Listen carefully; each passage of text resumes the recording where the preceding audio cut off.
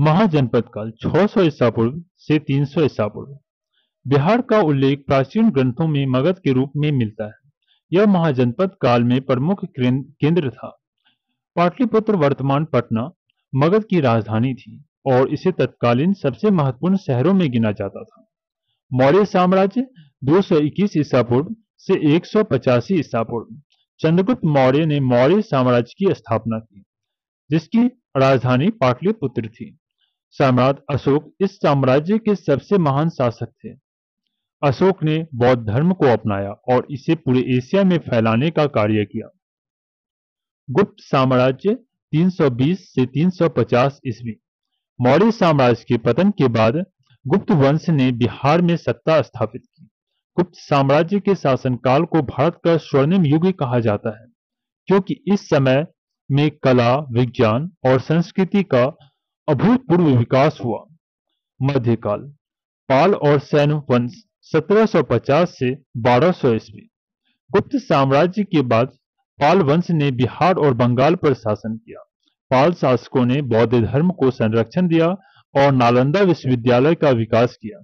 यह विश्व का प्राचीनतम विश्वविद्यालय था।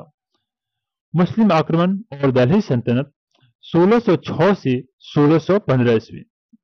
12वीं शताब्दी में मुस्लिम आक्रमणों के साथ बिहार पर धीरे धीरे दिल्ली सल्तनत का प्रभाव बढ़ा। 13वीं और 14वीं शताब्दी में बिहार सल्तनत के अधीन था। यहाँ के प्रमुख शहरों में बौद्धिक और सांस्कृतिक गतिविधियों में कमी आई। आधुनिक काल। मुगल काल 1526 से 1757। मुगलों के शासनकाल में बिहार एक महत्वपूर्ण प्रांत था। मुगल सम्राट अकबर ने बिहार को अपने साम्राज्य में शामिल किया। इस समय में कृषि और व्यापार के लिए महत्वपूर्ण क्षेत्र बन गया था बिहार।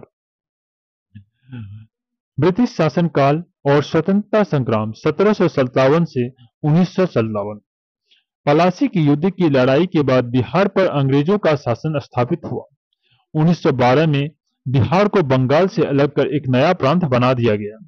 महात्मा गांधी ने चंपारण सत्याग्रह 1917 के दौरान बिहार में नील की खेती के खिलाफ आंदोलन किया। संग्राम में एक जिससे भारतीय स्वतंत्रता संग्राम को एक नई दिशा मिली।